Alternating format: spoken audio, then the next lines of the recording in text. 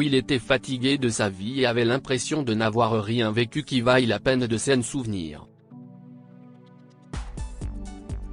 Mais un jour, une femme désespérée portant une robe de mariée a frappé à sa porte et lui a dit quelque chose de choquant. Quelques heures plus tard, il décide de vendre sa maison pour une raison étonnante. Will se préparait pour une autre soirée ennuyeuse à la maison avec ses snacks et un match de football. Au début de sa vingtaine, il pensait que c'était le mode de vie idéal. Le style de vie de célibataire était tout ce qui lui plaisait, car il n'aimait pas faire la fête ou fréquenter des femmes au hasard, tant il était introverti. Son indépendance était la plus importante. Cependant, les choses sont devenues fatigantes pour lui à un moment donné. Il n'aimait pas être seul et rêvait souvent de trouver une femme avec qui partager sa vie. Il s'imaginait souvent regarder ses matchs de football avec un fils ou jouer avec lui dans le jardin de sa maison à Atlanta, en Géorgie. Parfois, il s'inquiétait même d'être oublié et de ne pas laisser d'héritage ou quelque chose derrière lui. Mais il a oublié ses soucis pour un jour et s'est assis sur son canapé, a allumé la télévision, et s'est préparé à une autre nuit sans histoire, seul. Cependant, des coups frénétiques ont été frappés à sa porte, et il n'avait aucune idée de qui cela pouvait être. Il n'attendait personne ni aucune livraison, alors il a froncé les sourcils, s'est levé et a vérifié qui était là. Une jeune femme portant une simple robe de mariée était dehors. Ses joues étaient striées par les larmes qui avaient ruiné son maquillage, et ses cheveux étaient en désordre. « Monsieur.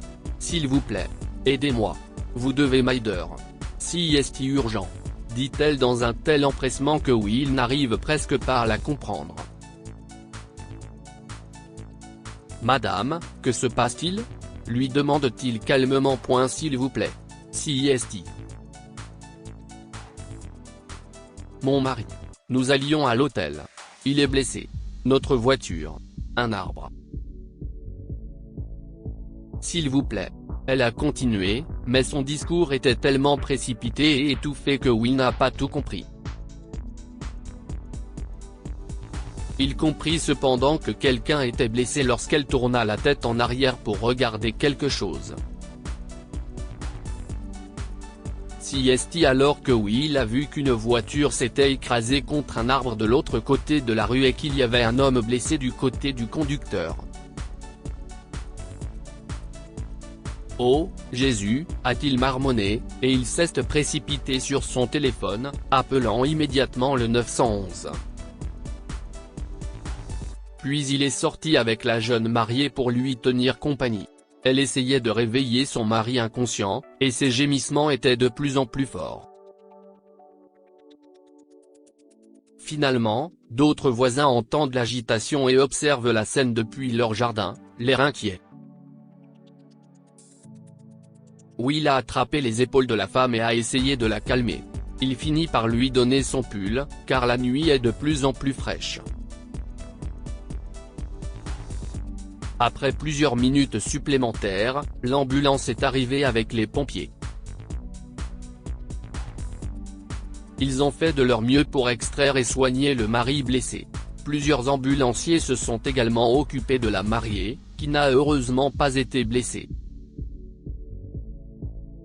Alors que les ambulanciers s'apprêtent à partir, en tirant le brancard dans leur ambulance, la femme demande « Peut-il venir avec nous ?» en désignant Will, qui lève les sourcils de surprise. Ils ont secoué la tête car il n'y avait pas assez de place dans l'ambulance, et la mariée avait l'air si triste que Will a dû faire quelque chose. « Je vous suivrai à l'hôpital », a assuré Will à la femme, qui lui a fait un signe de tête larmoyant en signe de gratitude. Will monte rapidement dans sa voiture et se rend à l'hôpital local où l'homme a été emmené pour une chirurgie d'urgence, tandis qu'un médecin s'occupe de sa femme pour s'assurer qu'elle va bien.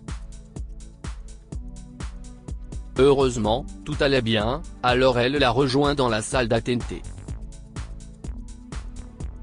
Ils sont restés assis en silence pendant ce qui a semblé être un long moment, et elle s'est finalement suffisamment calmée pour parler de manière cohérente. Je suis désolé pour tout ça. Vous ne connaissez même pas mon nom. Je m'appelle Sandra, a-t-elle déclaré en le regardant avec des yeux tristes. Will. Je suis ravi de vous rencontrer, même si ce n'est pas dans les meilleures circonstances, répond-il en lui tendant la main pour qu'elle la serre. Elle a souri un peu à sa blague boiteuse et a commencé à parler. Elle lui a raconté qu'ils se rendaient dans un hôtel voisin pour y passer leur lune de miel, et que leur GPS leur avait fait faire un détour par le quartier de Will. Mais quelque chose s'est produit, et son mari, Richard, a perdu le contrôle de la voiture, s'écrasant contre un arbre. Plusieurs heures plus tard, les médecins ont fini par expliquer ce qui s'était passé pendant l'opération. Il s'agissait d'un grave traumatisme crânien, mais ils s'attendaient à ce que Richard se rétablisse avec un traitement et une thérapie. Les médecins ont emmené son mari aux soins intensifs, juste au cas où, et ont refusé les visites, alors Will et Sandra se sont assis pour attendre. Qu'est-ce ce que je vais faire ? Sandra a marmonné à un moment donné. Qu'est-ce ce que vous voulez dire ? Ils ont dit que Richard irait bien, s'est-il demandé, confus.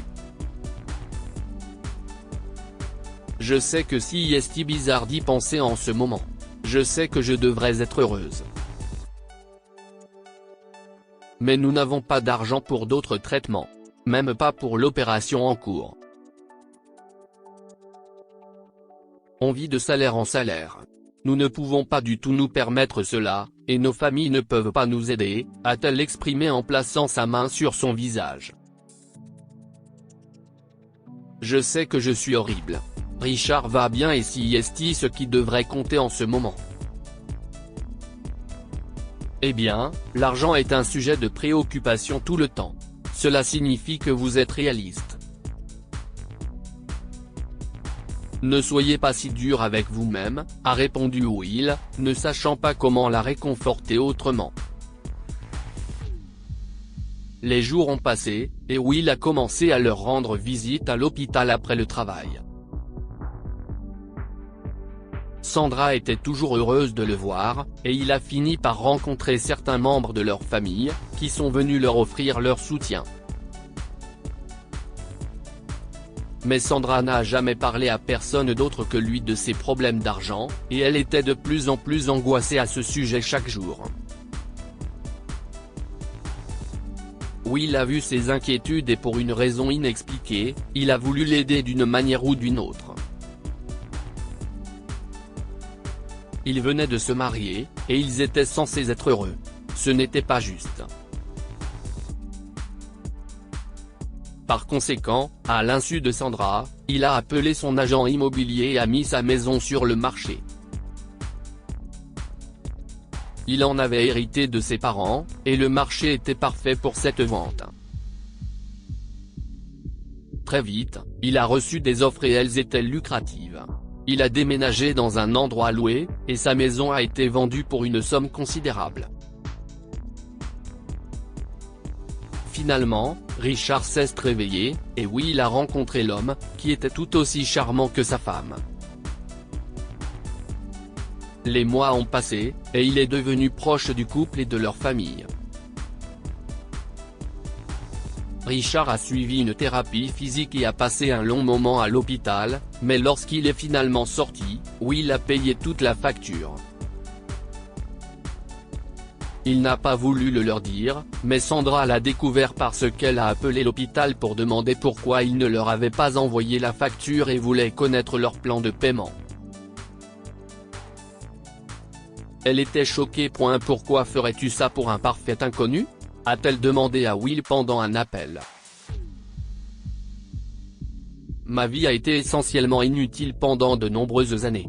J'ai été satisfait, mais je n'ai jamais été heureux ou je ne me suis jamais senti vivant. Je me sentais comme un héros quand j'étais là pour vous, et je voulais en faire plus. Je détestais l'idée que vous commenciez votre vie ensemble avec tant de dettes. Ça ne semblait pas juste. Et maintenant je vous considère tous les deux comme des amis, alors s'il te plaît, si est-il un cadeau. Je ne demande rien en retour, a-t-il répondu alors que Sandra pleurait au téléphone.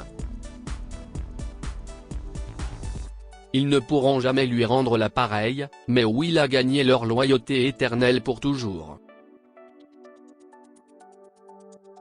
Et quand le reste de leur famille l'a appris, la sœur de Richard, Kiara, a été particulièrement émue. Elle a demandé à Will de sortir avec elle, et ils sont rapidement tombés amoureux.